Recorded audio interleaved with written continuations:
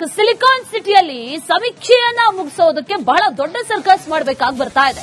ರಾಜ್ಯದ ಬೇರೆ ಬೇರೆ ಭಾಗಗಳಲ್ಲಿ ಆಯ್ತು, ಬೇರೆ ಬೇರೆ ಜಿಲ್ಲೆಗಳು ಒಂದ್ ಕಡೆ ಆದ್ರೆ ಬೆಂಗಳೂರಲ್ಲಿ ಸಮೀಕ್ಷೆ ಮಾಡಬೇಕು ಅಂತಂದ್ರೆ ಬಹಳ ದೊಡ್ಡ ಸರ್ಕಸ್. ಈ ಸಮೀಕ್ಷೆಗೆ ಅಪಾರ್ಟ್ಮೆಂಟ್ ನಿವಾಸಿಗಳು ಸ್ಪಂದಿಸ್ತಾ ಇಲ್ಲ ಅನ್ನೋ ವಿಚಾರ. ಅಕ್ಟೋಬರ್ 24ರ ಒಳಗೆ ಸಮೀಕ್ಷೆಯನ್ನ ಮುಗಿಸೋದಕ್ಕೆ ಡೆಡ್ ಲೈನ್ ನೀಡಲಾಗಿದೆ. ಆದ್ರೆ ಅಪಾರ್ಟ್ಮೆಂಟ್ ಸಮೀಕ್ಷೆಗಳು ನಡೀತಾ ಇಲ್ಲ ಅನ್ನುವಂತ ಆಕ್ರೋಶ ಈಗ ಕೇಳಿ ಬರ್ತಾ ಇರೋದು. ಅಪಾರ್ಟ್ಮೆಂಟ್ ಅಸೋಸಿಯೇಷನ್ ಸ್ಪಂದಿಸಬೇಕು ಅಂತ ಈಗ ಹೇಳ್ತಾ ಇದ್ದಾರೆ. ಡಿಸಿ ಎಚ್ಚರಿಕೆಯನ್ನ ಕೂಡ ಕೊಟ್ಟಿದ್ದಾರೆ. ಸಮೀಕ್ಷೆಗೆ ಬರಬಾರದು ಅಂತ ಸೂಚಿಸಿದ್ರೆ ಕಠಿಣ ಕ್ರಮ ಕೈಗೊಳ್ಳಬೇಕಾಗುತ್ತೆ ಅಂತ ಹೇಳಿದ್ದಾರೆ.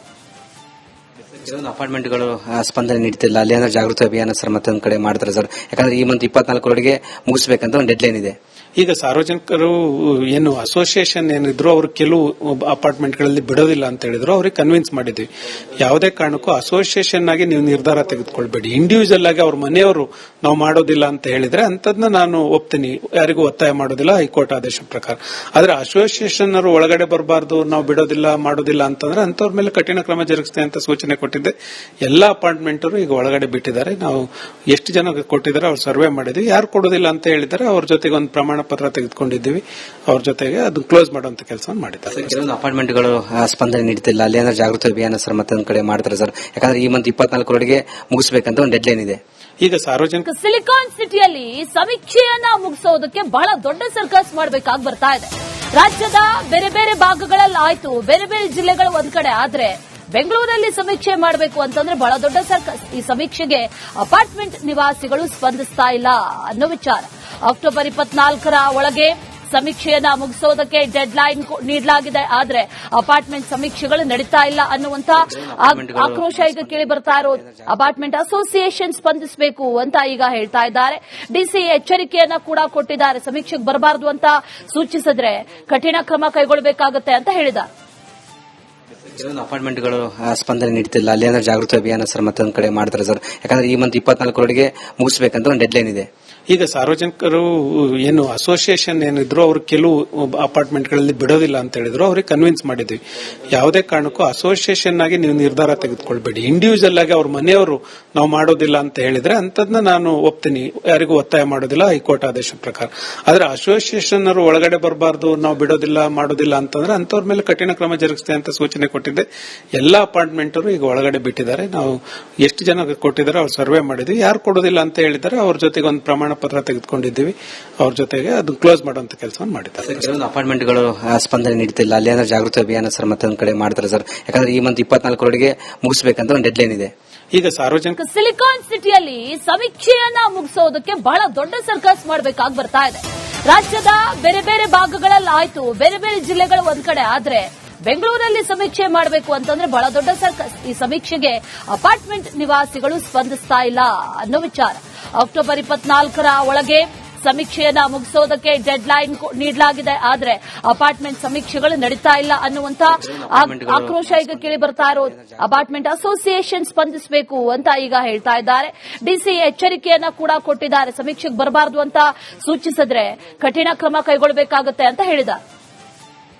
ಕೆಲವೊಂದು ಅಪಾರ್ಟ್ಮೆಂಟ್ಗಳು ಸ್ಪಂದನೆ ನೀಡ್ತಿಲ್ಲ, ಅಲ್ಲಿ ಏನಾದ್ರು ಜಾಗೃತಿ ಅಭಿಯಾನ ಸರ್ ಮತ್ತೊಂದು ಕಡೆ ಮಾಡ್ತಾರೆ ಸರ್. ಯಾಕಂದ್ರೆ ಈ ಮಂತ್ 24ರೊಳಗೆ ಮುಗಿಸಬೇಕಂತ ಒಂದು ಡೆಡ್ ಲೈನ್ ಇದೆ.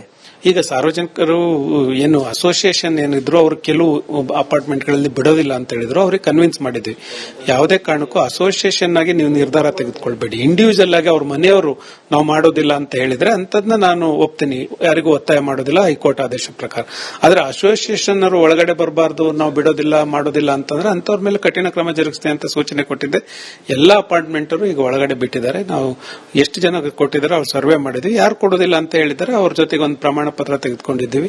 ಅವ್ರ ಜೊತೆಗೆ ಅದನ್ನ ಕ್ಲೋಸ್ ಮಾಡುವಂತ ಕೆಲಸ ಮಾಡಿದ್ದಾರೆ. ಕೆಲವೊಂದು ಅಪಾರ್ಟ್ಮೆಂಟ್ಗಳು ಸ್ಪಂದನೆ ನೀಡ್ತಿಲ್ಲ, ಅಲ್ಲಿ ಏನಾದ್ರು ಜಾಗೃತಿ ಅಭಿಯಾನ ಸರ್ ಮತ್ತೊಂದು ಕಡೆ ಮಾಡ್ತಾರೆ ಸರ್. ಯಾಕಂದ್ರೆ ಈ ಮಂತ್ 24ರೊಳಗೆ ಮುಗಿಸಬೇಕಂತ ಒಂದು ಡೆಡ್ ಲೈನ್ ಇದೆ. ಈಗ ಸಾರ್ವಜನಿಕ ಸಿಲಿಕಾನ್ ಸಿಟಿಯಲ್ಲಿ ಸಮೀಕ್ಷೆಯನ್ನ ಮುಗಿಸೋದಕ್ಕೆ ಬಹಳ ದೊಡ್ಡ ಸರ್ಕಸ್ ಮಾಡಬೇಕಾಗಿ ಬರ್ತಾ ಇದೆ.